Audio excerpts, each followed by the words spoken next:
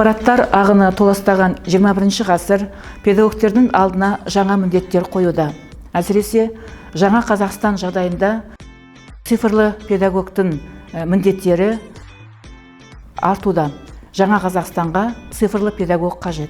Ал цифрлы педагог ол күнделікті өзінің білімін жетілдіріп отыратын, өзінің іс тәжірибесіне цифрлық технологияларды, цифрлық платформаларды оқу тәрбие процесіне ендіретін, білім сапасын арттыратын, ұдайы ізденістегі шебер креативті тұлға.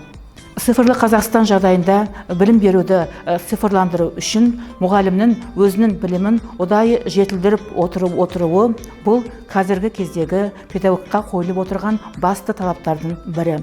Әрбір педагог өзінің іс тәжірибесіне цифрлы технологияларды, соның ішінде жасанды интеллектті тиімді ендірудің қыр-сырын меңгеруі қажет.